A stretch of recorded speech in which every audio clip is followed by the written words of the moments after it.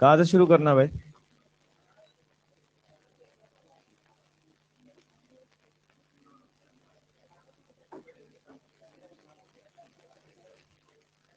Time हो गया? हो गया। Question number 11। पी ले पानी, पी ले पानी, पी ले पानी, पी लो आराम से।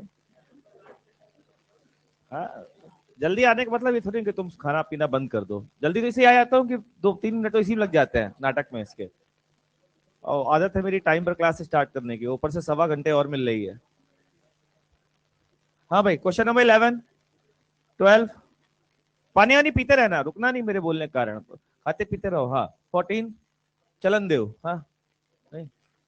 15, 16, 17, 17, 17।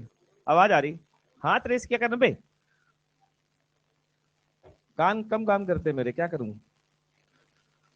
हाँ, spherical symmetric surface charge density.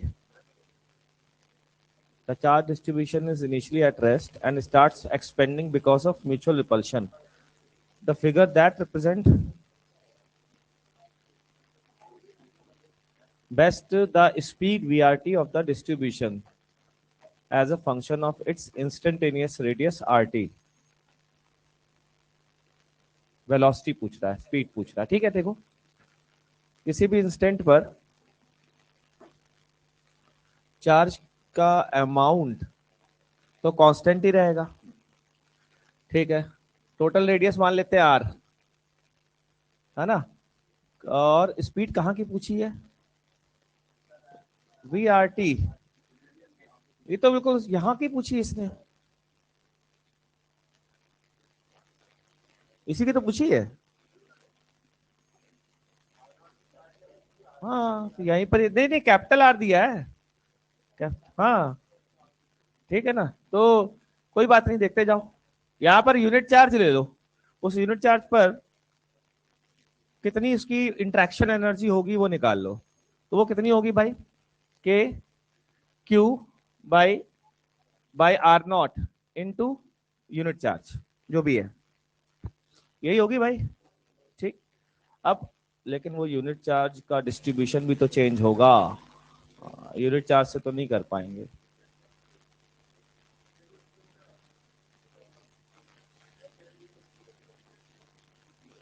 एक बार सोचने दे।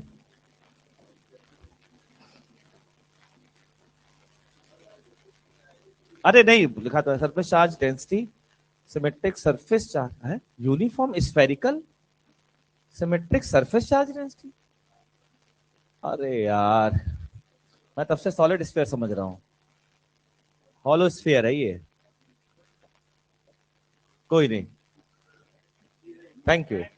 तू ही था बेटा, तू ही था। हाँ, तू ही था। The charge distribution is finally at rest, initially at rest and starts expanding because of mutual repulsion. ठीक है, अब हो जाएगा भाई क्वेश्चन ये। स्पीड, तो मान लेते हैं इसका टोटल मास जो है वो m है, एक शेल है जिसका मास है m। ठीक। तो initial energy k q square by 2r0, final energy plus 0 बराबर final energy k q square by 2r plus half M V square. क्या इससे काम नहीं बन रहा?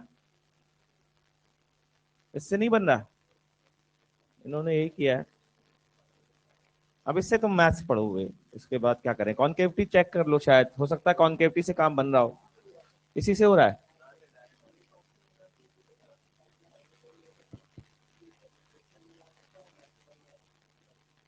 ठीक। क्वेश्चन नंबर 12, 18 कह लो, 18, 19, 20, 21, 21, 21। A positive point charge is released from rest at a distance r naught from the positive line charge with uniform density of the point charge as function of, जो कल की क्लास में discuss किया है, 2k lambda by R D R into Q, point charge है ना। D R कहां से कहां? आर नॉट से R equal to half M V square. कैसे काम नहीं बन रहा? 22, 23, 22 में doubt? A system of 3 charges are placed as shown in the figure. बताइए 1 की 2 की 3 की वो find potential energy 23 24 25 25 25 25 25 shown in the figure is a shell made of a conductor. It has inner radius a and outer radius b and charge q at the dipole. देखो भाई ये है conductor, ये कंडक्टिंग मटेरियल, यहां रखा dipole. याद करिए यहां का चार्ज डिस्ट्रीब्यूशन जो भी होगा अंदर का जैसा भी हो उसका नेट इफेक्ट बाहर बोलिए जीरो। कंफर्म? तो बाहर तो चार्ज ऐसे डिस्ट्रीब्यूट होगा जैसे कि कैविटी के ना होने पर होता, तो जीरो चार्ज रहेगा बाहर। ठीक, अब क्वेश्चन क्या है? The surface charge density on the inner surface is uniform and equal. तो बकवासी, यूनिफॉर्म तो हो ही नहीं सकती क्योंकि एक डायपोल मतलब एक चार्ज होता तो वो भी सेंटर पे होता। केवल एक electric field outside the shell is the same as that of a point charge at the center of the shell। ये गलत है यार ये statement. shown in the figure, रुक जब क्वेश्चन पढ़ लेते हैं। Charge carrier charge Q, Q भी रखा है इसके पास एंड कैरियर नहीं है भाई, एंड कैरीज होगा, कैरीज चार्ज क्यू, इस पर क्यू चार्ज भी है। तो जो क्यू चार्ज है वो ऐसे डिस्ट्रीब्यूट होगा जैसे कि कैविटी के ना होने पर होता। तो कैसा डिस्ट्रीब्यूट होगा क्यू चार्ज? अब तो अच्छा क्वेश्चन हो गया। यूनिफॉर्म होगा तो इसका मतलब बाहर वाले से, बाहर वाला जो देखेगा उसको क्या दिखाई देगा? यूनिफॉर्म शेल डिस्ट्रीब्यूटेड चार्ज है, वैसा डिस्ट्रीब्यूशन है। और वैसा डिस्ट्रीब्यूशन शेल थ्योरम से बिल्कुल वैसा ही होता है जैसा कि सेंटर पे चार्ज रखा हो ऐसा। 13 26 मतलब 25 था वो, 26 27 27 two infinite plane each with uniform surface charge density plus sigma are kept in such a way the electric field in the region shown between them is given by। Vector का question काफी अच्छा है ये। दो vector है, एक है sigma by 2 epsilon not इस डायरेक्शन में, और एक वेक्टर जो है वो यहां से 30 डिग्री के परपेंडिकुलर, मतलब यहां पर है सिग्मा बाई 2 एप्सिलॉन नॉट। इन दो वेक्टर का रिजल्टेंट निकालना है और टोटल एंगल कितना हो गया है? 120। अच्छा अच्छा, आई कैप जे कैप के फॉर्म में निकालना है तो भी तो बहुत मुश्किल हो गया है फिर ये। भाई ये करो यार, मतलब इसमें डाउट आया क्यों 27 में? क्या समझ में आ गया बेटा? ये कंपोनेंट है, आंसर 2 आ रहा है। हाँ तो भाई आंसर सही आ रहा है, जल्दी बोलो। सही आ रहा है, एक मिनट।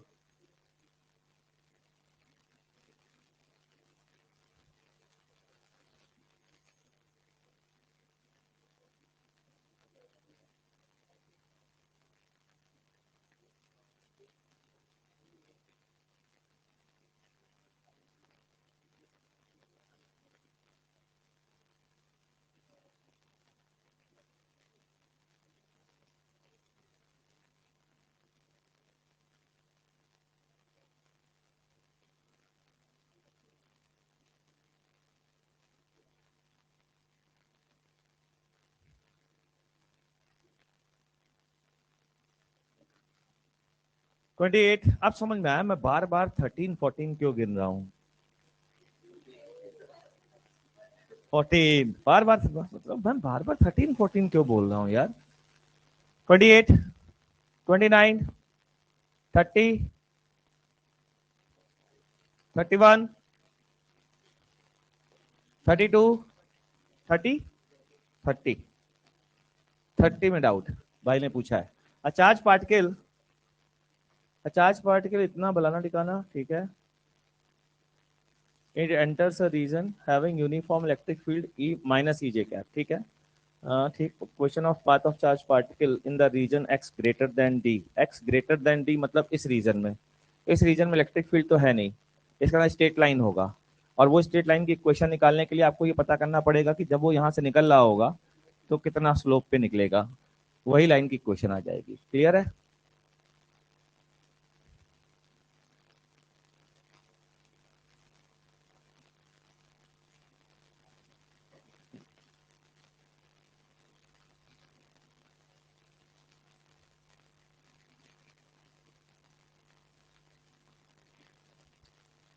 क्वेश्चन नंबर 31 हो जाएगा बच्चा?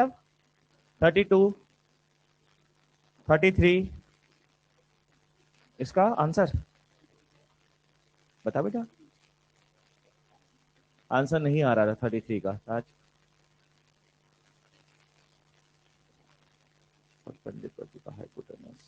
ठीक, दोबारा ट्राई करो। 34, 35, कैलकुलेशन मिस्टेक, सही है। 36, 37, 38, 39। होमवर्क कौन नहीं करके लाए हैं?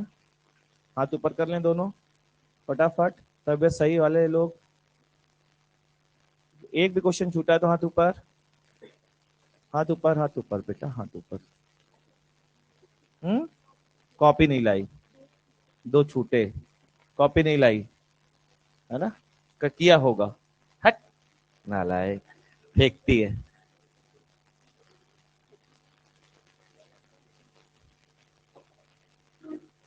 हाथ ऊपर रख, सुअर, आवारा, फालतू, फालतू, हाँ, जंगली, हाँ। 27 में सही आंसर कैसे आ रहा है? अच्छा ऐसा है क्या? चलो देख लेते, चेक कर लेते, चेक कर लेते। हाथ ऊपर रखो तब तक। अरे तुम्हारी ऐसी तैसी कर रहे हैं, हाथ नीचे हो गया सूरो।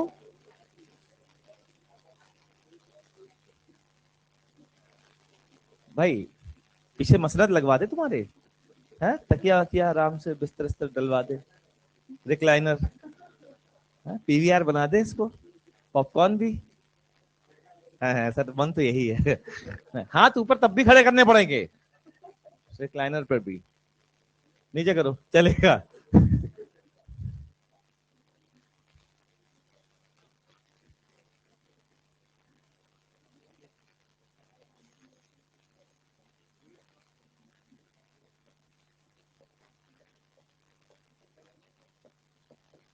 तो ये आ जाएगा minus sigma by epsilon naught, common ही ले लेता। ठीक है, -1/4 आई कैप। ठीक है, यानी कि एक्स कैप, थोड़ा स्टाइल वाला इन्होंने बनाया। Sigma by 2 epsilon naught common ले लेते हैं भाई, ऐसी नाराजगी क्या बात है। -x कैप/2, ये तो आ रहा है। ठीक है, अब आगे बढ़ते हैं। और ऊपर की ओर आएगा plus sigma by 2 epsilon naught common लिया ना भाई, 1 माइनस √3/2 जे कैप, मतलब वाई कैप। तो इससे तो आ रहा है 2, तो करेक्ट कर लीजिए। कई लोगों का आ भी गया था। आ रहा है सर, कैलकुलेशन मिस्टेक की होगी। या हाथ ऊपर किए थे तुमने? बाबा, बाबा ही था ना?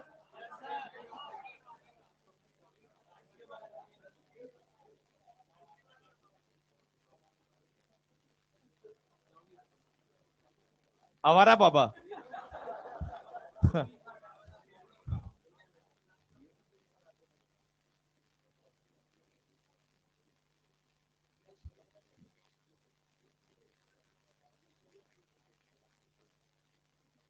और कुछ हो गया?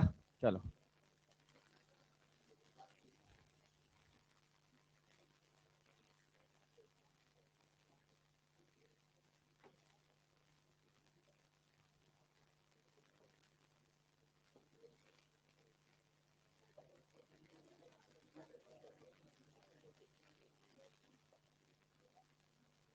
लास्ट क्लास में क्या चल रहा था?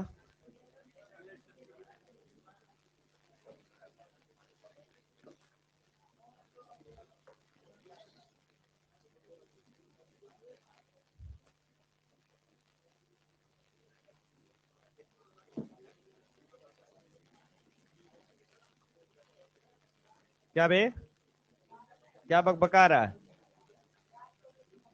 चार्ज, चार्ज कैरियर के बारे में बता दूं। चार्ज कैरियर का मतलब जैसे कंडक्टर में फ्री इलेक्ट्रॉन हो गए, इलेक्ट्रोलाइट सोल्यूशन में आयन इलेक्ट्रॉन दोनों का कॉम्बिनेशन हो गया, सेमीकंडक्टर में इलेक्ट्रॉन हो गए, होल हो गए। मतलब जो भी चार्ज को ले जाए, फ्लो करे, वो चार्ज कैरियर। ठीक। हाँ भाई, ओम्स लॉ के बारे में चर्चा चल रही थी और हम यहां पहुंच गए थे कि इक्वस टू रोजे। क्यों भाई? इक्वस टू रोजे में ओम्स लॉ के अकॉर्डिंग रो क्या था? कांस्टेंट, और इसका नाम क्या है? Resistivity of the substance. बाबा के अकॉर्डिंग ये कंडक्टिविटी है जो कि 1/रो के बराबर होती है। कंडक्टिविटी सस्ता नशा।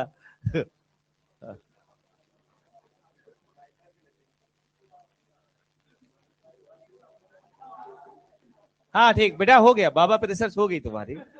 अब यहां ध्यान दे दो। सिग्मा को कंडक्टिविटी कहते हैं,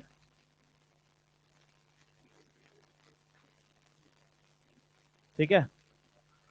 और 1/रो को कंडक्टिविटी बोलते हैं। रो की वैल्यू कितनी आई थी जरा ये बताओ? m/n e² टाउ, यही था। ठीक है। तो टाउ कांस्टेंट है। तुम्हारी ऐसी तैसी, चुप हो जाओ अब तुम। मेटल के केस में, या यूं कहें कि ओमिक सब्सटेंस के केस में, रो क्या है? कांस्टेंट। ठीक। अब मेरा क्वेश्चन आपसे ये है कि अगर मेटल की बात करूं, ओमिक सब्सटेंस की बात करूं, तो टेम्परेचर बढ़ाने पर, खुद से सोचिए, कल हम लोगों ने टाउ के बारे में बात की थी, काफी बातें की थी कि टाउ क्यों नहीं अफेक्ट होता, याद आया? तो बताइए, टेम्परेचर बढ़ाने पर रजिस्टिविटी बढ़ेगी या कम हो जाएगी? हाथ रेस करें अगर आपको चमक गया है तो। Resistivity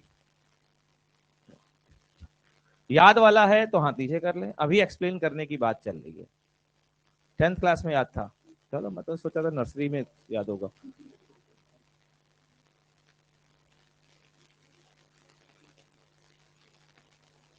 commentator.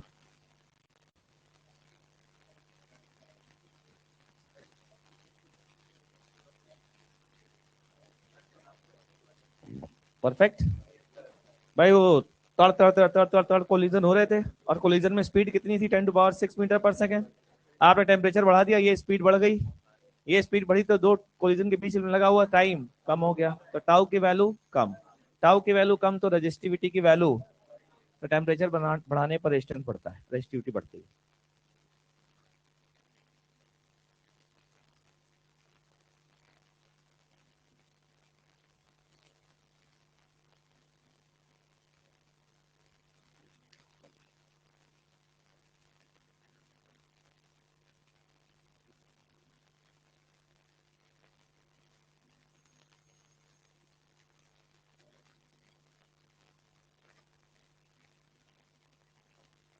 हाँ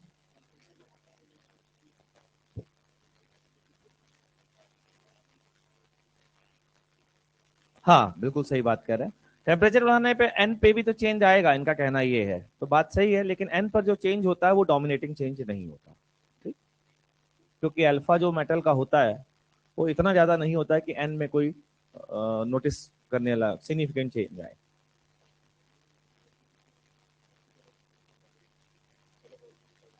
वॉल्यूम बढ़ा रहे हैं तो डेंसिटी कम हो जाएगी। वॉल्यूम बढ़ेगा ना, सही बात है इसका।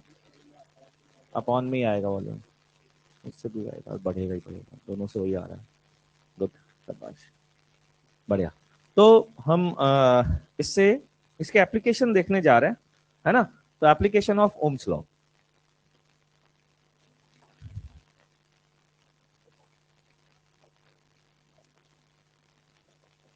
पांडे जी, क्या हाल चाल? अरे इतनी धीली आवाज में बढ़िया, तो फिर इसका मतलब कुछ गड़बड़ है। क्या पांडे जी, पढ़ाई कैसी चल रही? सही है। एप्लीकेशन ऑफ ओम्स लॉ में सबसे पहला स्टेटमेंट जो मैं लिखवाने जा रहा हूं वो ये कि आपको, मतलब ये आपको प्रूफ करना है बेसिकली, तो पहले लिख लीजिए। In case of study current in A homogeneous conductor, in case of steady current, in case of steady current in a homogeneous conductor, in case of steady current in a homogeneous conductor, comma, excess charge inside the conductor, excess charge inside the conductor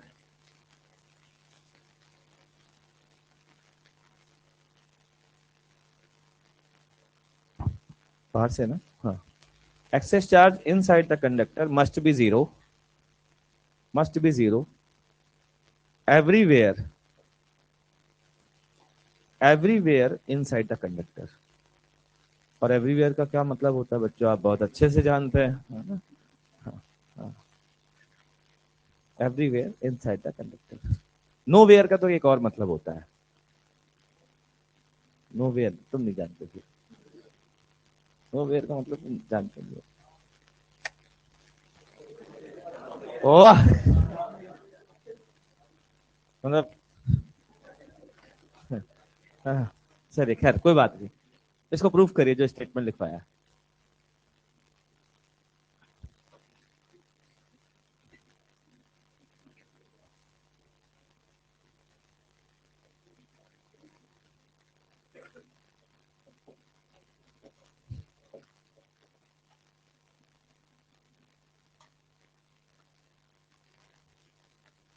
हो गया proof?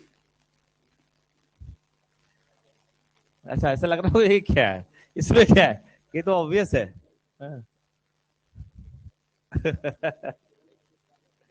Access charge, access charge का मतलब कोई भी net charge नहीं होगा.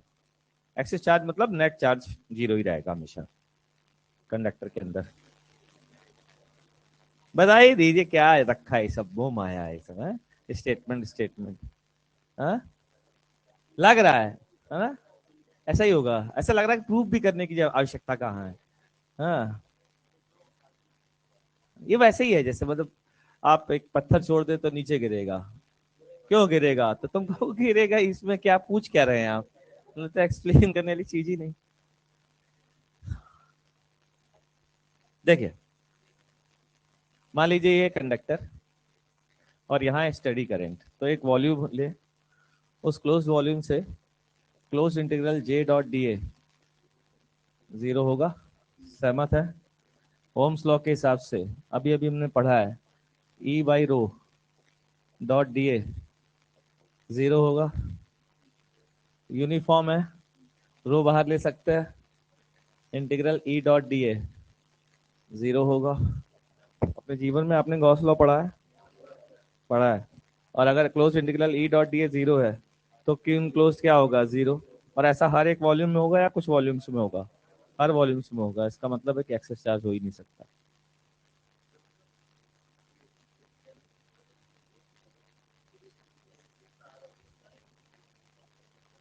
क्यों बचना नहीं चाहिए? हो सकता है कि पहले से रखा हो.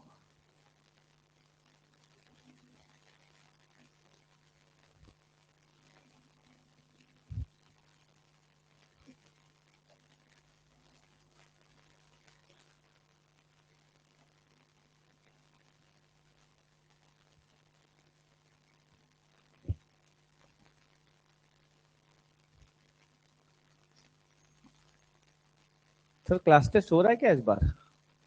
हो रहा है, गुड. हो गया अपलोड, अपलोड सब हो गया. सर वो क्लास टेस्ट का हर संडे होना ही है ना? ये बोल दीजिएगा आप. एक्सेल और कॉन्कर दोनों का होना ही होना है, मिस होना ही नहीं है कभी भी. पिछले सिलेबस को नहीं हो पाया था पिछले संडे को. अच्छा टेस्ट के कारण ना, हाँ तो वही सिलेबस होगा सर पिछले संडे वाला ही. हाँ लग गया, नोटिस बोर्ड पे सिलेबस लग गया. ऑल इंडिया वाला तो बता बता ही दिया है. आप देना चाहो तो दो, नहीं देना चाहो मत दो. ठीक. ऑल इंडिया वाला सीधा ऑल इंडिया वाला ही देना ना. हाँ जो 23 से चालू हो रहा है. कब से? 24 से 25 से चालू हो रहा है. अरे यार, गुस्सा हो, नाराज कर दिया तुमने बाबा को. अब मिलेगा शराब सबको. बाबा प्रकाश डालिए थोड़ा. चलिए ठीक है, इधर ध्यान दे. हाँ, ये समझ में आ गया, कंफर्म। तो अगर मैं बोलूं कि किसी चीज की कंडक्टर में रजिस्टिविटी रजिस्टिविटी वेरिएबल है, कांस्टेंट नहीं है, तो अब बताइए कि एक्सेस चार्ज जीरो होना जरूरी है? तो नॉन यूनिफॉर्म मटेरियल में कई बार आपके दिमाग में ऐसे क्वेश्चन पूछे जा सकते हैं कि मान लीजिए सर, हम ऐसा बहुत पिक्चर में देखते हैं कि भैया, पिक्चर का मतलब सिनेमा हॉल में नहीं, पिक्चर जो बुक्स में देखते हैं उनकी बात चल रही है। तो दो रेजिस्टेंस को जोड़ा है, ठीक। तो अब दो रेजिस्टेंस को अगर जोड़ा है और माइक्रोस्कोपिक कोई स्टूडेंट देखता है तो उसे ये तो समझ में आ ही जाएगा कि यहाँ पर E1 होगी इलेक्ट्रिक फील्ड और यहाँ E2 होगी, तो इलेक्ट्रिक फील्ड चेंज हो रही है तो। और इलेक्ट्रिक फील्ड बिना चार्ज के चेंज ही नहीं हो सकती है। इसका मतलब है कि ज्वाइंट पर हमेशा चार्ज आता होगा, आएगा ही आएगा। उस चार्ज को आप सब निकाल सकते हैं अगर जे दे दिया जाए। करंट डेंसिटी अगर मैं दे दूं इस वायर की, तो आप सब लोग बता सकते हैं कि यहाँ पर सिग्मा की वैल्यू क्या होगी। बता सकते हैं तो बताइए, फिर शुरू हो जाएंगे।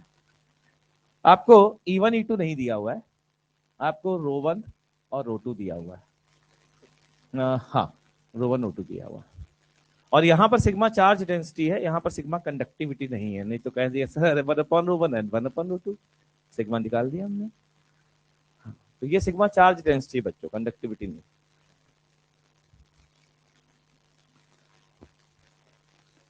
करंट दी हुई है, ये होमवर्क है आपके लिए, नोट करिए फटाफट। और होमवर्क क्वेश्चन नहीं करके लाने पर 5 मिनट का हाथ रेस कंपलसरी हो चुका है। नोट कर लिया आपने? जल्दी करिए।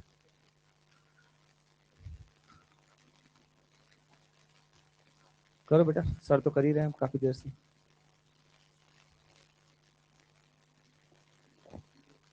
जे दे रखा है, हो गया, ठीक है। अगला एप्लीकेशन है रेजिस्टेंस ऑफ अ वायर।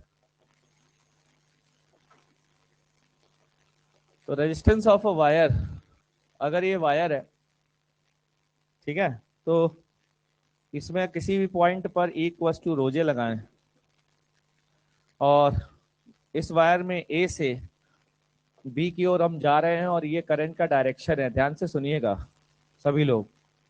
तो क्या इक्वेशन यहाँ पर मैं लिख सकता हूँ, E dot D L equal to rho J dot D L.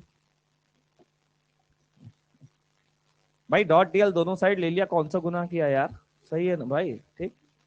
तो ए से भी इसको इंटीग्रेट कर दीजिए, क्या मत कर बेटा ना, क्या नहीं कर। हाँ, ए डॉट डी एल क्या है, माइनस डेल्टा वी।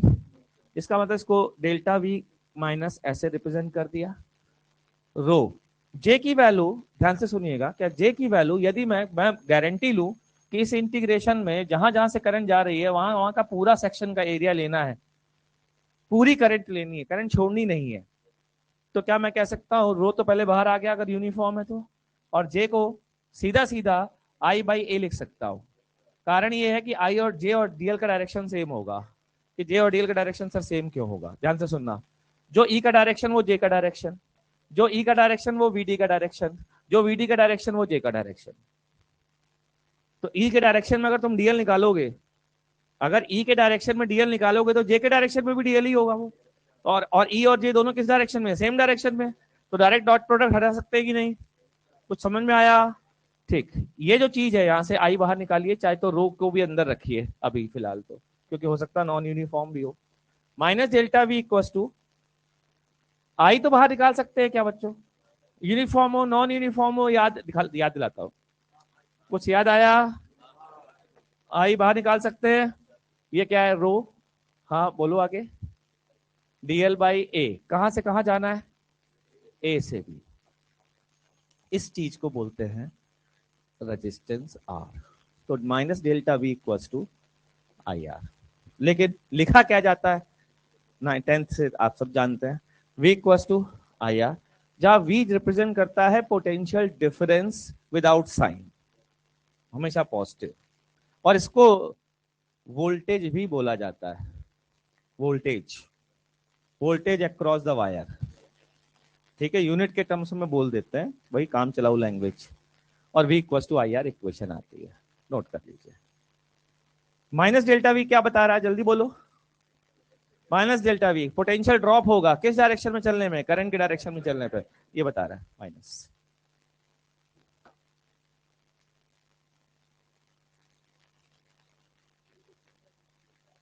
देखो यहां से जब मैं ई, जब डॉट डीएल लिया तो वो ई के डायरेक्शन में लिया। मान लीजिए ये करंट है, ठीक, यही डायरेक्शन जे का है, और डीएल भी मैं इसी डायरेक्शन में ले रहा हूं। जिस डायरेक्शन में करंट जा रही है मैं उसी डायरेक्शन में इंटीग्रेशन कर रहा हूं परफॉर्म। तो किस डायरेक्शन में चल रहा हूं, करंट के डायरेक्शन में। तो अगर करंट के डायरेक्शन में चलूंगा तो क्या मैं जे डॉट डीएल को जे इंटू डीएल लिख सकता हूं, ठीक। जो भाई सही है, डाउट।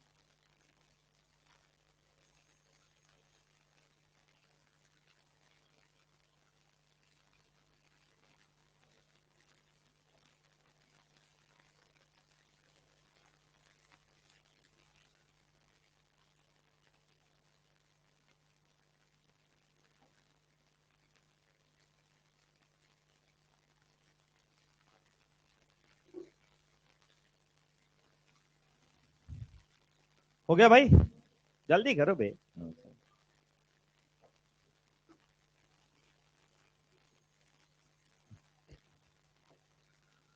तो ये एक हॉलो कंडक्टर, ठीक, इसका रजिस्टिविटी इस मटेरियल की,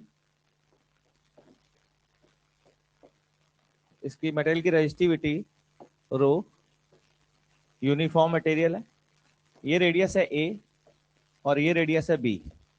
यहाँ का पोटेंशियल अंदर का V1 है, इक्वी पोटेंशियल यहाँ पर, और बाहर का V2 है, ठीक। और बाहर भी इक्वी पोटेंशियल है, मतलब स्फेरिकल हर पॉइंट पर यहाँ का पोटेंशियल V2 ही है। तो बताना है कि रेजिस्टेंस कितना होगा, स्फेयर है,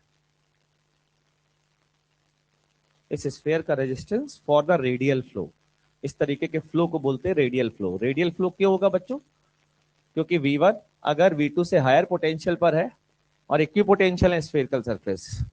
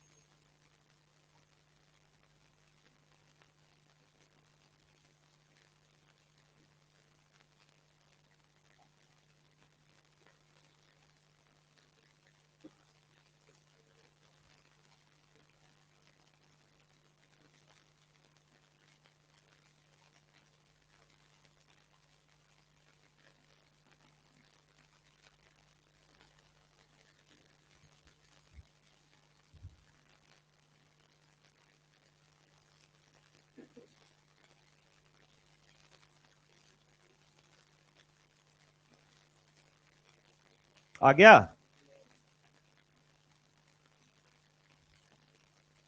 अगर V1 और V2 इक्वी पोटेंशियल सरफेस है तो इलेक्ट्रिक फील्ड का डायरेक्शन कैसा होगा, परपेंडिकुलर मतलब रेडियल होगा। अब इलेक्ट्रिक फील्ड के डायरेक्शन में जे होगा, उसी डायरेक्शन में डीएल चूज करो।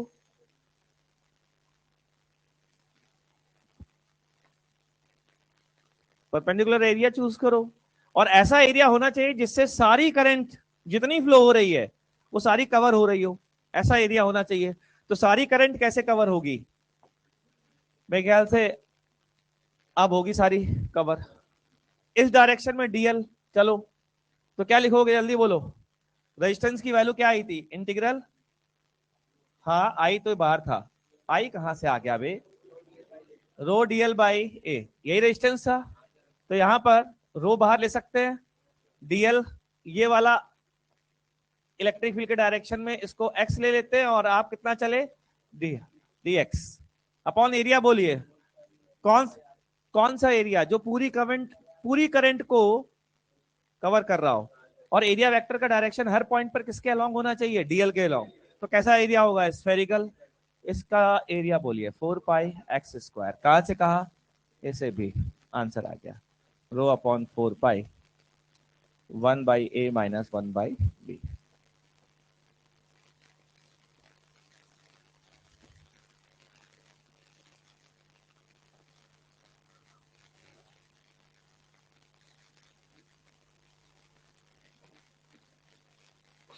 ठीक। और एक रॉड का रेजिस्टेंस कितना होगा, यूनिफॉर्म रॉड का, रो एल बाई ए। ये तो आप लोगों ने शायद पढ़ा भी होगा, यार अभी कर चुके होगे हीट ट्रांसफर में, हाँ? चलो नोट कर लिया फिर तो होगा। चलिए फिर आगे बढ़ते हैं, अगली चीज पढ़ने जा रहे हैं, इलेक्ट्रोमोटिव फोर्स।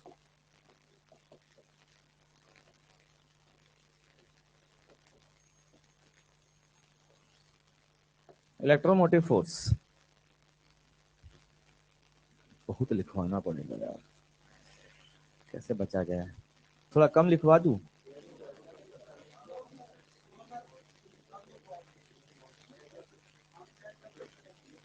डिक्टेट कर देता हूँ, मतलब सॉरी डिक्टेट नहीं करता हूँ, मैं ये कहने वाला था, क्या क्या कह दिया, शांत रहो। चलो ध्यान से सुनते जाओ, पहले क्या होता है ये समझ लेते हैं, फिर बाद में डिसाइड करेंगे लिखना है कि नहीं लिखना है, ठीक है, पहले समझ लेते हैं। ठीक, किसी भी लूप में, किसी भी लूप का मतलब होता है कोई भी क्लोज्ड वायर, ठीक, एक जिस जहां से शुरू हुआ वहीं पे खत्म हो जाए। अगर उसमें करंट है, अगर उसमें करंट को रहना है, तो इलेक्ट्रिक फील्ड भी होगी, होगी इलेक्ट्रिक फील्ड।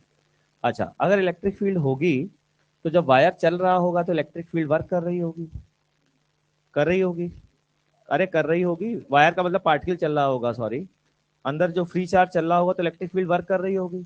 लेकिन ये बताओ इलेक्ट्रिक फील्ड जो है किसी भी क्लोज लूप में कितना वर्क करती है, जीरो, कंजर्वेटिव होती है।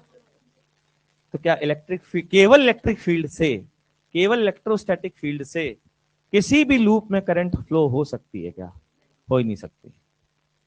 क्यों नहीं हो सकती, क्योंकि अगर होगी तो उसके लिए एनर्जी कहीं से आ ही नहीं सकती। क्यों, क्योंकि इलेक्ट्रोस्टैटिक तो ये कहेगा भैया हम जहां से शुरू हुए थे अगर वहीं खत्म हो रहे हैं तो वर्क जीरो करेंगे, इसका मतलब इम्पॉसिबल।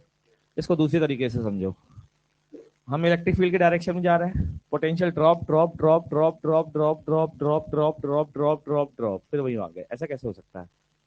तो कहीं ना कहीं पोटेंशियल अप होना चाहिए, होना चाहिए कि नहीं। तो जो पोटेंशियल अप करने का काम कौन करेगा, कोई और फोर्स, कोई और एजेंट, जो नेचर में कैसा होना चाहिए, नॉन इलेक्ट्रोस्टैटिक या electrostatic, that non electrostatic agent या force due to that non electrostatic agent is called extraneous force.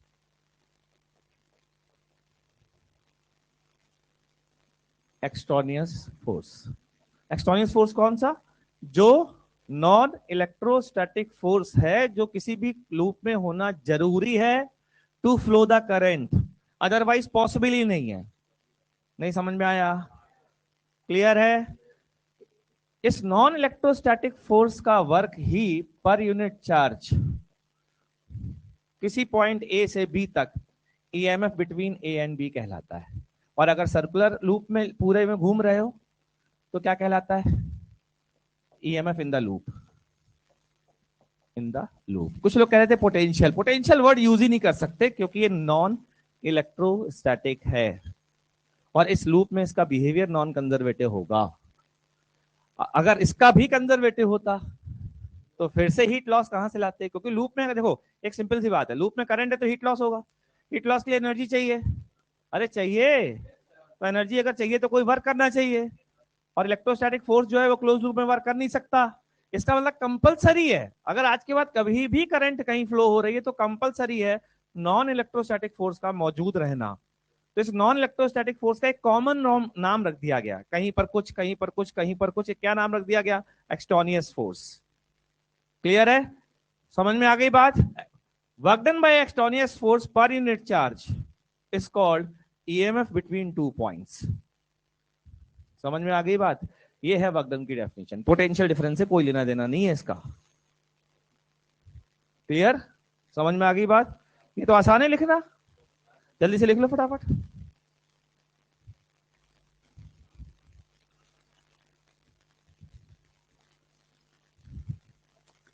Actually में बहुत ज्यादा इंपॉर्टेंट पार्ट है, और यही सबसे ज्यादा किताबें गलत पढ़ती है, किताबों में गलत लिखा रहता है, और यही कारण है कि फैराडे लॉ में जाकर के बैंड बजती है।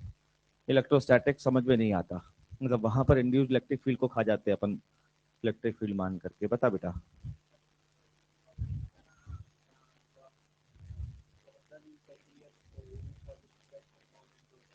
बाई, बाई लिखना इंपॉर्टेंट है। By extraneous agent that is non electrostatic force, it must be a non electrostatic force.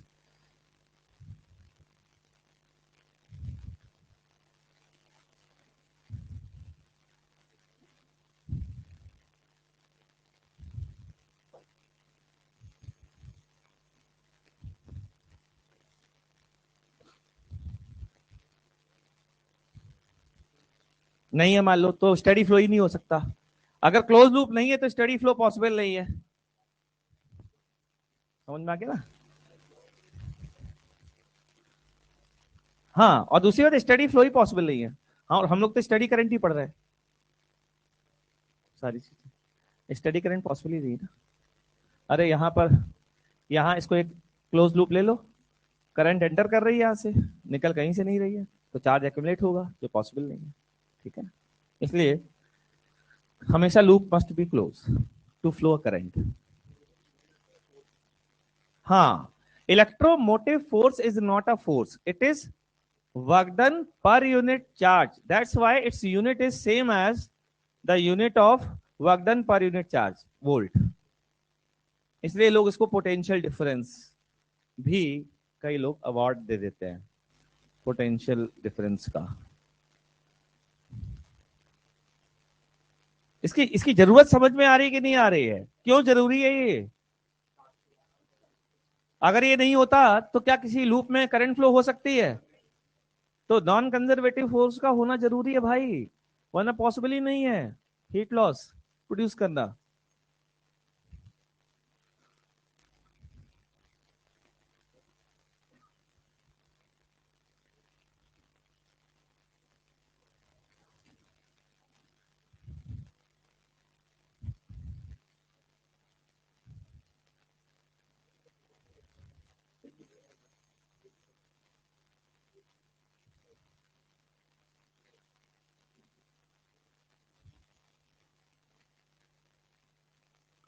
हो गया भाई?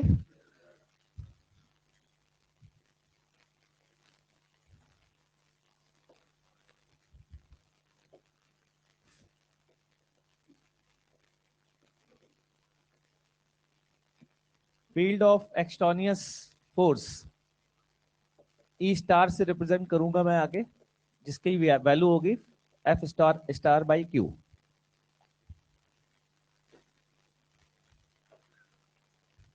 ई स्टार इज एक्सटोनियस फील्ड, या extraneous field of extraneous force, E star.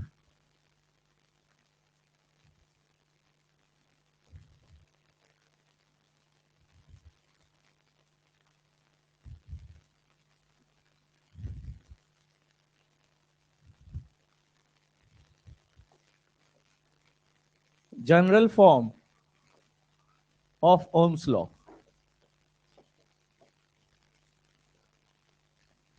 In bracket battery और cell.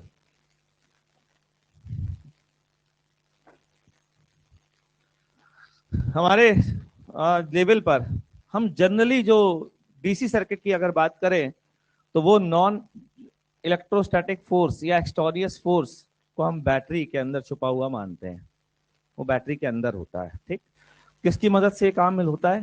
Chemical reactions की मदद से। ठीक, तो अगर हम ये एक बैटरी ले जिसमें दो इलेक्ट्रोड्स डालें और ये इलेक्ट्रोलाइट सोल्यूशन है, लाइट सोल्यूशन। ठीक, तो यहां पर केमिकल रिएक्शंस की वजह से वो एक्सटोनियस फोर्स अपीयर हो जाता है। फॉर एग्जाम्पल, यहां से ये ए नाम है, ये बी नाम है, ए से बी की ओर वो एक्सटोनियस फोर्स जिंदा हो गया केमिकल रिएक्शंस की वजह से। ठीक, तो क्या होगा?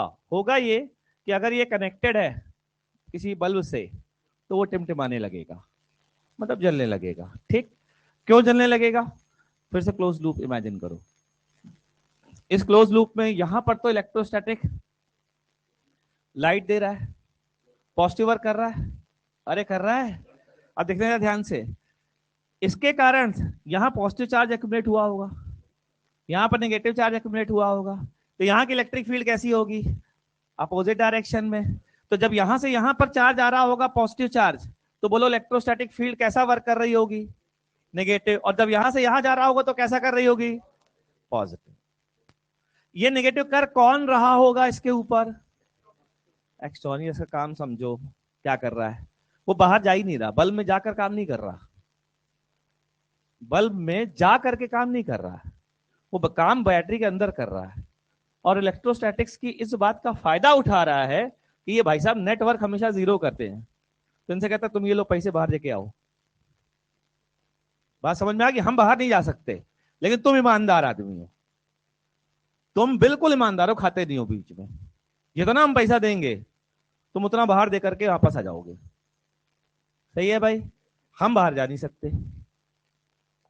कुछ समझ में आई बात? तो पॉजिटिव चार्ज पर इसने किया वर्क, किसने? एफ एक्सटोनियस ने। किसके अगेंस्ट? इलेक्ट्रिक फील्ड के अगेंस्ट। इसको हाई पोटेंशियल में पहुंचा दिया। अब इनको मिल गया नीचे फिसलने वाला स्लोप, गड़गड़ गड़गड़ गड़गड़ फिसलते हुए यहां पर आ गए, फिर से अपनी एनर्जी वही कर ली।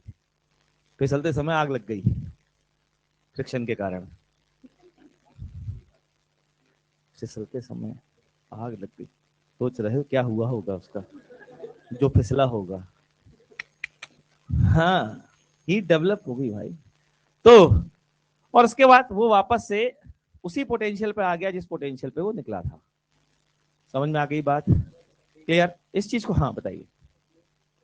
क्लोज लूप कैसे बना? क्लोज लूप ऐसे बना, पॉजिटिव चार्ज यहां से चला, यहां से यहाँ इस प्लेट पे पहुंचा, इस प्लेट से वायर के थ्रू, बल्ब के थ्रू होते हुए फिर इस प्लेट पर आया। इलेक्ट्रोलाइट सोल्यूशन, केमिकल रिएक्शन के थ्रू।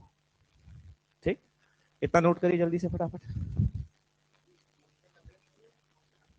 हाँ, पहले ये न्यूट्रल थे, पहले ये न्यूट्रल थे, एकदम से ये आ गए भाई, जैसे इलेक्ट्रोड डाले केमिकल रिएक्शन शुरू, ये जिंदा हो गए। इन्होंने इसको उठाया, इधर फेंकना शुरू किया, चल इधर, है ना?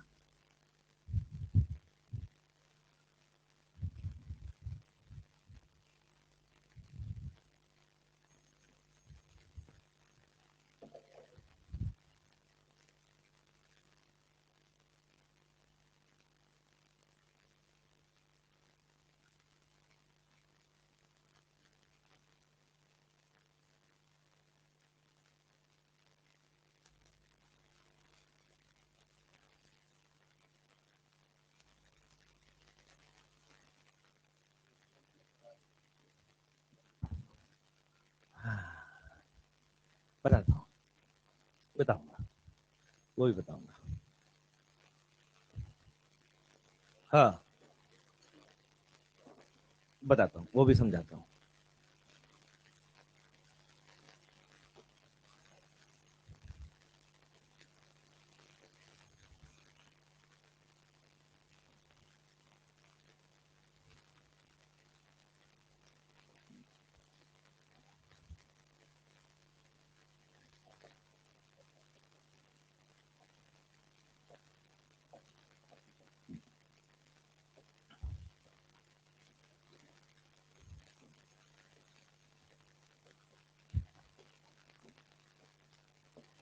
देखते जाओ। एक अरेंजमेंट है ये, इस अरेंजमेंट में ये छत है और यहां पर एक पाइप है। इस पाइप में विस्कस लिक्विड भरा हुआ है, ऑयल भरा हुआ है, और वो ऑयल ऐसा है कि उसमें इस पार्टिकल की टर्मिनल वेलोसिटी वीटी है। टर्मिनल वेलोसिटी याद है? नहीं याद है? टर्मिनल वेलोसिटी वो वेलोसिटी जिससे वो कांस्टेंट वेलोसिटी से लगातार चलता रहेगा। याद आ गया? अंडर ग्रेविटेशनल फोर्स उस समय विस्कस फोर्स 6 पाई ईटा आरवी और एमजी आपस में हमेशा बराबर रहेंगे। अभी कुछ याद आया? ठीक, बढ़िया। तो ये बंदा नीचे से बॉल उठाता है, ठीक, ऊपर रखता है वीटी से। तो इसने बॉल पर जो वर्क किया किसके अगेंस्ट किया? काइनेटिक एनर्जी तो बढ़ा ही नहीं, ग्रेविटेशन यहां पर एमजी था, तो एमजी के अगेंस्ट वर्क किया। अगर ये आदमी नहीं होता तो ये लूप हमेशा चलता रहे, ये पॉसिबल है? क्यों पॉसिबल नहीं है? कारण बताओ। क्योंकि एमजी का वर्क क्लोज लूप में कितना होता है, और यहां हीट लॉस भी हो रहा है। अरे कुछ पल्ले पड़ा? तो क्या कह सकता हूं कि कॉन्टिन्यूअस इस लूप को चलाने के लिए एक ऐसे आदमी का होना जरूरी है जो नॉन ग्रेविटी वाला हो, जो ग्रेविटेशनल फोर्स ना हो। तो वो है ये आदमी। ये आदमी बॉल को रखता है लो पोटेंशियल से हाई पोटेंशियल पर, ग्रेविटेशनल फील्ड के अगेंस्ट वर्क करके ऊपर रख देता है। थोड़ा गया ये कांस्टेंट स्पीड से, इसमें गया। अगर ये विस्कस नहीं होता तो काइनेटिक एनर्जी बढ़नी चाहिए थी। कितनी बढ़नी चाहिए थी? जितनी इसने बढ़ाई थी। समझ में आई बात? लेकिन वो नहीं बढ़ पाई क्योंकि वो टर्मिनल वेलोसिटी पे था। तो कांस्टेंट स्पीड से गया, सारी एनर्जी कहां गई? Heat loss. अरे हुआ हीट लॉस, लो पोटेंशियल पे फिर पहुंच गए भाई साहब। फिर ये वीटी से निकल के आए, इन्होंने फिर उठाया फिर डाला। तो ये है ईएमएफ, ग्रेविटेशनल फील्ड है, इलेक्ट्रोस्टैटिक फील्ड। ये है रेजिस्टेंस। अभी कुछ पल्ले पड़ा? अभी समझ में आया? नोट कर लीजिए।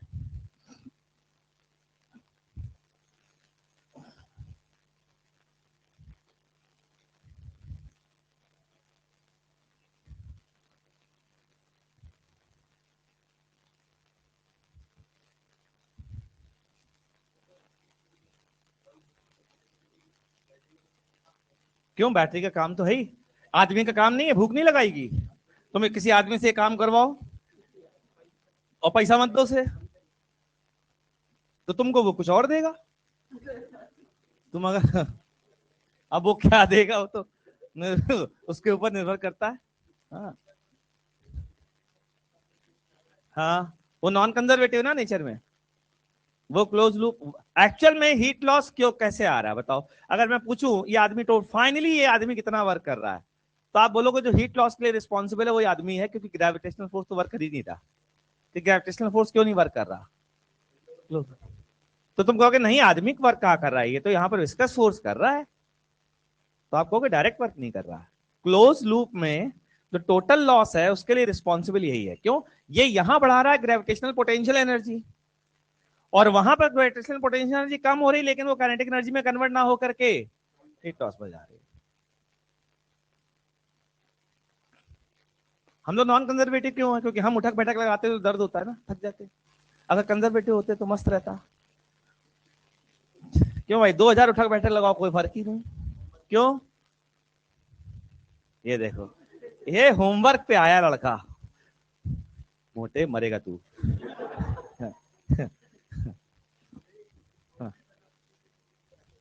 कांस्टेंट, क्योंकि टर्मिनल वेलोसिटी से चल रहा है, और वही टर्मिनल वेलोसिटी से वो यहां पर अगर आया तो नेट फोर्स जीरो होगा।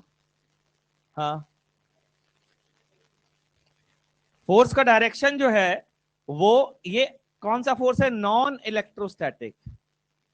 इसको इस इलेक्ट्रोस्टैटिक से लेना देना नहीं है। ये ले जा रहा है प्लेट ए से प्लेट बी की ओर, फेंक रहा है। अब यहां पर पॉजिटिव एक्यूमुलेट हो रहा है, यहां नेगेटिव एक्यूमुलेट हो रहा है, तो इलेक्ट्रोस्टैटिक फील्ड इधर आएगी ना। हाँ बिल्कुल। हाँ, अगर इलेक्ट्रॉनियस इधर होता तो ठीक। तो बताइए, बैटरी के अंदर एक चार्ज पार्टिकल पर कितने फोर्स लग रहे हैं? एक या दो? दो। कौन कौन से? तो आप ही ने बता दिया general form of Ohm's law. General form of Ohm's law is E plus E star equals to rho J. सोच लीजिए अपने आप से। पहले इलेक्ट्रिक फील्ड के कारण फोर्स था केवल, अब इलेक्ट्रिक फील्ड प्लस एक्सटर्नस फील्ड दोनों आते हैं, ये general form of Ohm's law.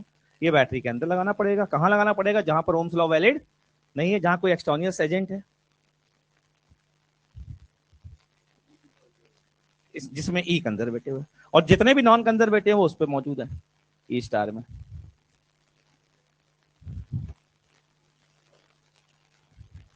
इसे बोलते हैं general form of Ohm's law. ठीक। हाँ हाँ, अरे वाह क्या बात है। अगर करंट का डायरेक्शन ये चाहिए तो होना चाहिए बिल्कुल, तो फिर उल्टा हो जाएगा। बिल्कुल, अभी दिखाऊंगा ऐसे एग्जाम्पल। हाँ तो जरा, ये है ए प्लेट, ये है बी प्लेट, इधर जा रहे हैं, ये है ई स्टार का डायरेक्शन। इस डायरेक्शन में डॉट डीएल ले लीजिए, तो E plus E star dot d l, dot d l integrate कर दीजिए ए से B, rho J dot d l integrate कर दीजिए ए से बी। ठीक, ये क्या आया? E dot d l, V B minus B A या V A minus V B, V A minus V B या वीबी माइनस बी ए का नेगेटिव। ठीक, ये क्या चीज है? EMF of the battery. अरे बोलो ना बे। इक्वल्स टू, इसको उसमें कन्वर्ट कर लो, आई मसाला क्या बचा? रो डीएल अपॉन ए, इसको बोलते हैं इंटरनल रेजिस्टेंस ऑफ बैटरी। पढ़ा है क्या ये? आ,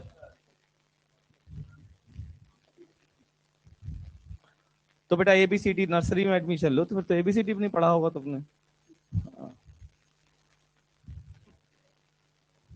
बैकलॉग।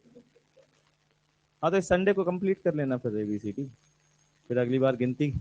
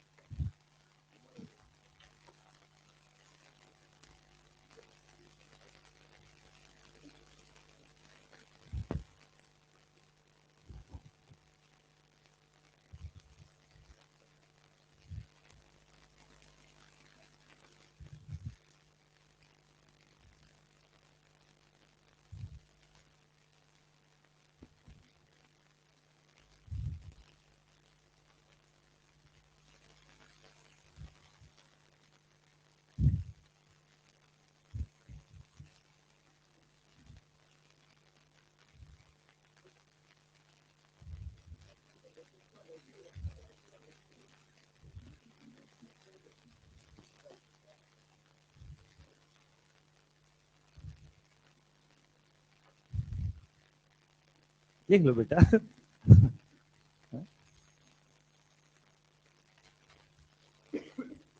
अब बताइए पॉजिटिव चार्ज एक्यूमुलेट कहाँ होगा? मान लीजिए मैं इसको किसी चीज से जोड़ता नहीं, इस बैटरी को केवल इलेक्ट्रोड्स डाल के छोड़ देता, एक्सटर्नियस एजेंट तो तब भी होता, वो तो भाग नहीं सकता, केमिकल रिएक्शन भी तब भी होती, तो वो उसने अपना काम कर दिया होता भाई।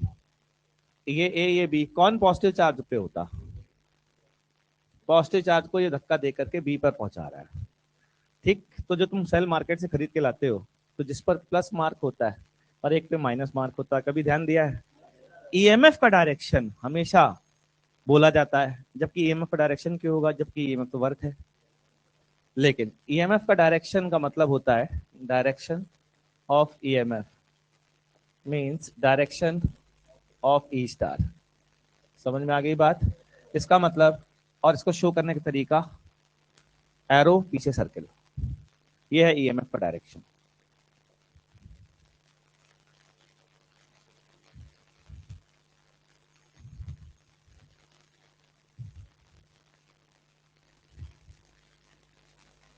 तो मार्किंग किसके हिसाब से होती है?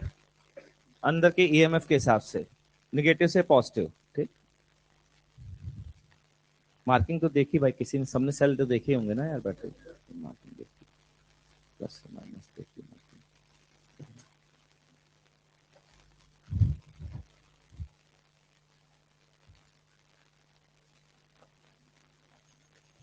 हम्म,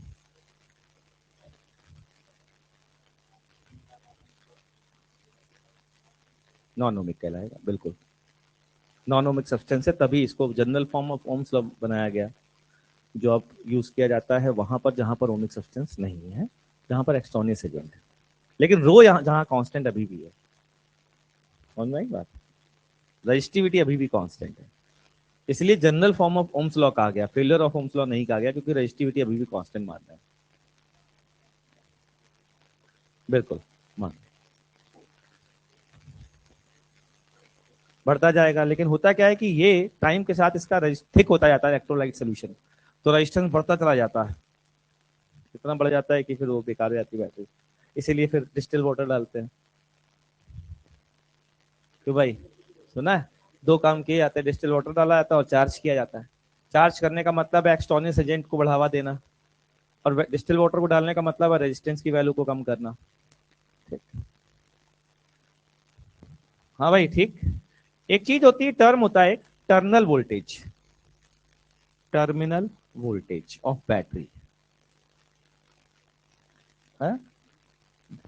मैं पूछा नहीं बेटा तुमसे, terminal voltage of battery VT, ये होता है मार्क पॉजिटिव प्लेट का potential minus mark negative plate का पोटेंशियल। मार्किंग के हिसाब से V plus minus V minus, मतलब हमेशा ये पॉजिटिव हो ऐसा जरूरी नहीं है। तो मार्क्ड पॉजिटिव प्लेट का पोटेंशियल, जैसे यहां पर क्या बोलोगे इसे, बताओ, VA माइनस VB या VB minus VA? VB minus VA। तो यहां पर VB माइनस VA, ये क्या बनेगा, माइनस VT बनेगा। तो VT की E की वैल्यू कितनी, VT की वैल्यू कितनी आएगी, E माइनस IR। ये है टर्मिनल वोल्टेज।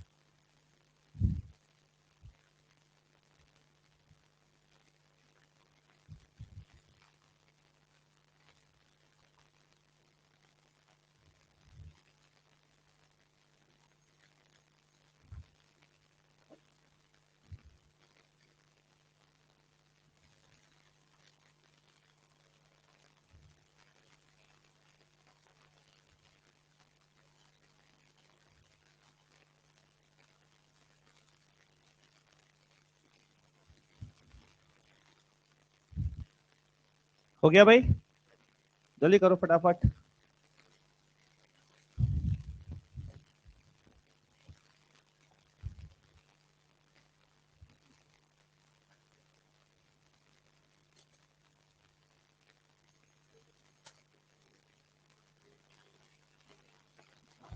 ई डॉट डीएल ये इलेक्ट्रोस्टैटिक है, ये एक्सटोनियस है। ईएमएफ, ईएमएफ का रिप्रेजेंटेशन, ईएमएफ की डेफिनेशन याद करो, फोर्स पर यूनिट चार्ज का वर्क। ठीक, क्लियर, बिल्कुल बढ़िया। आगे बढ़े बच्चों। ठीक, हाँ हाँ, ये ईएमएफ का डायरेक्शन है, एक्सटोनियस एजेंट का डायरेक्शन। देखो क्या लिखा है, direction of EMF, direction of E star. E star क्या है, एक्सटोनियस फील्ड। ठीक, चलिए। आइडियल बैटरी की डेफिनेशन बोलिए क्या होती है, जिसका इंटरनल रेजिस्टेंस, उसको आइडियल बैटरी बोलते हैं। आइडियल बैटरी के केस में ईएमएफ हमेशा टर्मिनल वोल्टेज के बराबर होता है। क्यों भाई, VT बराबर E माइनस IR, R हमेशा जीरो।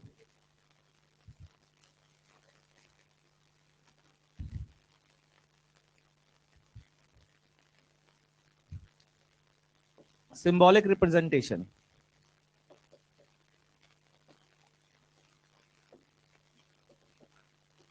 एक छोटी लाइन, एक बड़ी लाइन, दो पैरेलल लाइन।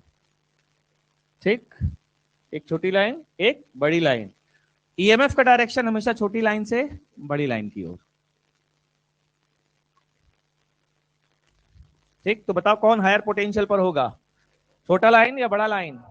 बड़ी लाइन हायर पोट, अगर हमने कनेक्ट किसी से नहीं किया, या ये आइडियल बैटरी है, तो आइडियल बैटरी में अगर ये ए, ये बी, तो इक्वेशन बोलो क्या लिखे, VB प्लस E बराबर VA।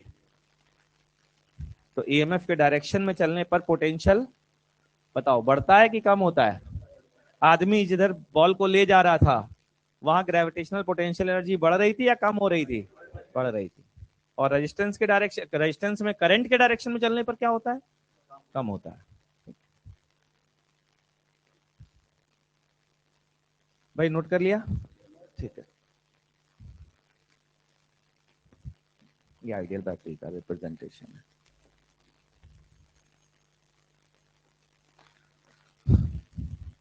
रियल बैटरी का रिप्रेजेंटेशन दो तरीके से होता है। या तो ऐसे डॉटेड लाइन बना दी जाएगी, ये रेजिस्टेंस इंटरनल शो कर दिया जाएगा, ये ईएमएफ है, ये ए, ये बी। ठीक, या फिर शो ऐसे ही किया जाएगा जैसे आइडियल को शो किया गया है, लेकिन बैटरी के ऊपर ई एंड आर दोनों मेंशन कर दिए जाएंगे। आर, आर तो बस सिर्फ रिप्रेजेंटेशन है, एक्चुअल में तो बाहर लटका ही नहीं रहता। आर तो इलेक्ट्रोलाइट सोल्यूशन की प्रॉपर्टी है ना, तो किधर भी लगा दो कोई फर्क नहीं पड़ता। लेकिन मतलब ये डॉट लगाने का मतलब समझ बेटा, ये कि potential of this point has no meaning. इस पॉइंट के बारे में कोई भी बात करना मीनिंगलेस है। मतलब वो, हाँ, वो अलग अलग उनको सोचा ही नहीं जा सकता।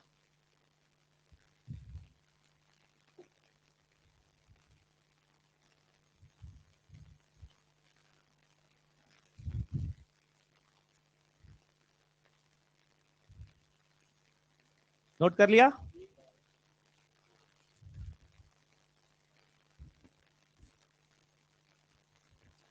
एक केस में और ईएमएफ और पोटेंशियल डिफरेंस सेम होंगे।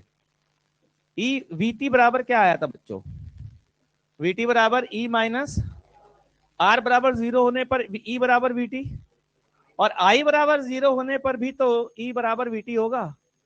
ये according to NCERT in your syllabus definition of EMF है।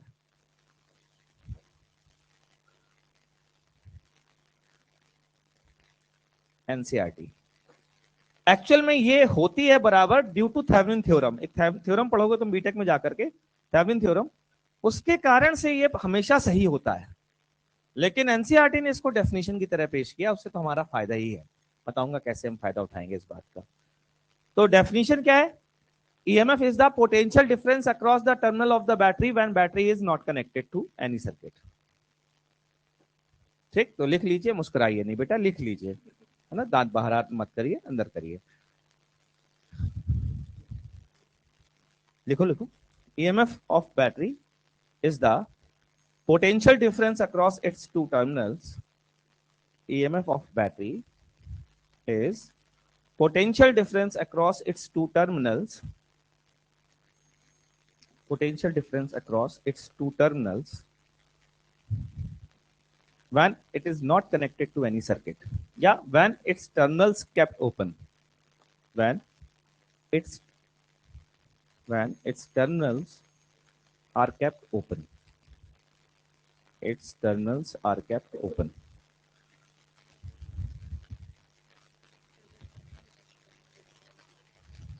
क्या चीज? बिल्कुल, अगर करंट है तो पोटेंशियल डिफरेंस जो है वो E माइनस आई आर हो सकता है। पोटेंशियल डिफरेंस का मतलब बकायदा दो टर्मिनल के बीच की जो वैल्यू आएगी E प्लस ई स्टार में E डॉट डीएल, ये केवल है E स्टार प्लस E, ये नहीं है। ठीक, हाँ भाई, यहां तक क्लियर? आगे बढ़े। हाँ,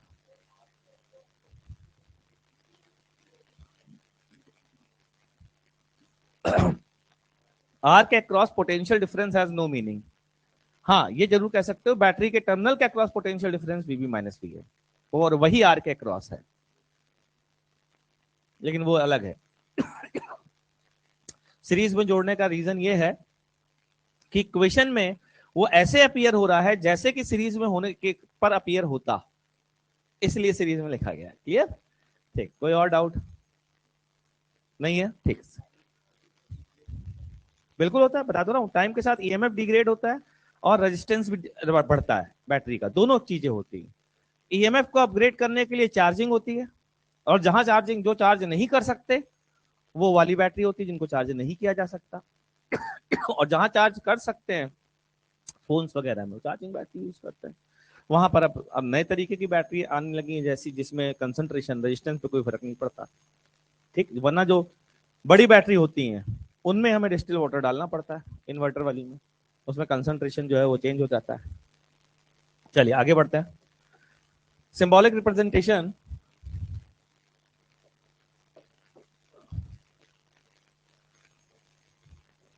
ऑफ रेजिस्टेंस, हालांकि वो रिप्रेजेंट कर दिया है पहले ही, लेकिन फिर से कर रहा हूं। रेजिस्टेंस भाई ये देखने में ऐसा नहीं होता है, इसे सिंबॉलिक रिप्रेजेंटेशन है ना। प्रैक्टिकल में टीचर्स जो बोर्ड के होते हैं वो एक वायर ऐसा करके रखते हैं और एक सीधा रखते हैं और पूछते बताओ इनमें से कौन रेजिस्टेंस है। एक वायर को ऐसे ऐसे ऐसे ऐसे, ऐसे करके रख देते हैं, बेचारा बच्चा फंस जाता है देखते ही यार ये रेजिस्टेंस से कोई पूछने की बात है कि इसका कोई रेजिस्टेंस नहीं है, नहीं ये तो सीधा वाला कनेक्टिंग है।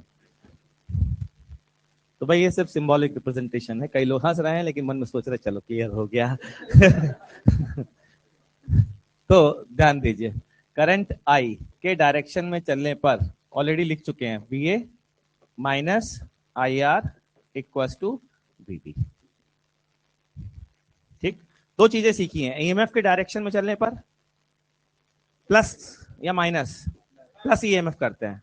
क्या करंट से कोई लेना देना होता है? नहीं।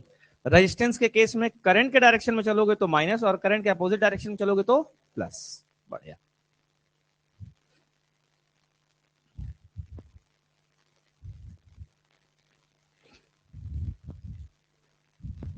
सर्किट एनालिसिस,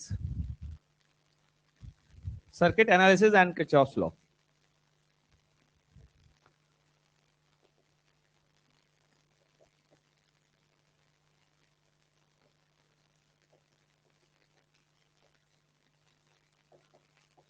किरचॉफ्स लॉ जो है भैया ये एनर्जी कंजर्वेशन और चार्ज कंजर्वेशन के भी पहले आ चुका था, इसलिए इसकी इज्जत की जाती है आज भी, वरना इस लॉ का कोई मतलब है नहीं हमारे सॉल्व करने में। स्टडी करंट की कंडीशन जो है वो किरचॉफ फर्स्ट लॉ बता देती है, और एनर्जी कंजर्वेशन एक क्लोज लूप में इलेक्ट्रोस्टैटिक का वर्क हमेशा जीरो होगा, ये किरचॉफ सेकंड लॉ होता है, ठीक। देखते जाइएगा, लेकिन किरचॉफ लॉ तो अपन देखेंगे ही देखेंगे, लेकिन एनालिसिस करने के लिए हम दो तरीके की एनालिसिस करेंगे, which both analysis are based on Kirchhoff's law. क्या है वो एनालिसिस? एक कहलाती है मैश एनालिसिस जो बोर्ड के सिलेबस में है, और दूसरी कहलाती है नोडल एनालिसिस जो जिससे हम लोग क्वेश्चन करेंगे, ठीक है। तो वो एनालिसिस क्या होती है उससे पहले जल्दी से जल्दी किरचॉफ्स फर्स्ट लॉ और सेकंड लॉ जान लेते हैं, ठीक। तो first law,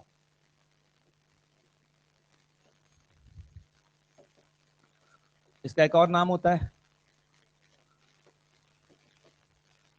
KVL KCL, Kirchhoff current law, याद है भाई? और या फिर एक और नाम अभी बताया जंक्शन रूल। देखो क्या है, किसी भी जंक्शन पर नेट आउटवर्ड या फिर नेट इनवर्ड करंट का समीशन हमेशा जीरो होता है। तो आई आउटवर्ड भी बराबर जीरो या फिर आई इनवर्ड बराबर जीरो।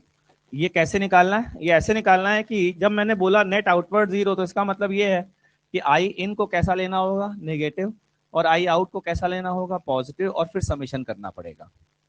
समझ में आ गई बात? तो जैसे यहां पर मैं आई आउटवर्ड का समीशन जीरो करूं तो क्या लिखेंगे, जल्दी बोलो, I one plus I three plus I four minus I two equal to बोलो जीरो, ठीक। ये तो है किरचॉफ फर्स्ट लॉ। हमने जो पढ़ा है, हमने इससे भी आगे पढ़ा है। हमने कहा, ध्यान से सुनना, हमने क्या पढ़ा है, तमाम बैटरी है, वो रेजिस्टेंस भी है, बैटरी पोटेंशियल फलाना ढिकाना, एक रेजिस्टेंस ये वायर, एक से यहां से वायर, एक से यहां से वायर, ठीक। यहां से निकल रही करंट आई वन, ये आई टू, ये आई थ्री। हमने पढ़ी कंडीशन ऑफ स्टडी करंट।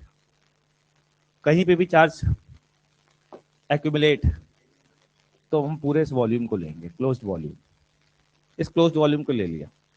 कहीं भी चार्ज एक्यूमुलेट हो सकता है तो गोली मारो जंक्शन को, हमेशा लगा सकते हो किसी भी क्लोज्ड वॉल्यूम पर, I1 plus I2 plus I3 equal to 0। दिमाग की बत्ती जला के रखना, मैं लगा के दिखाऊंगा ऐसी जगह जहां पर बहुत टफ लग रहा हो क्वेश्चन, और ये लगाने से आसान हो जाएगा।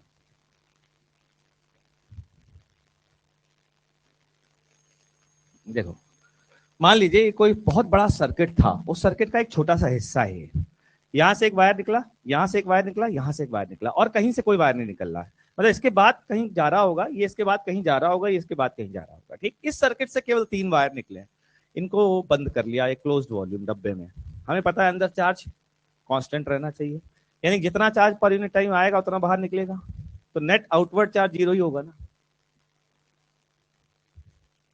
तो in any closed volume net outward current या net inward current is always 0।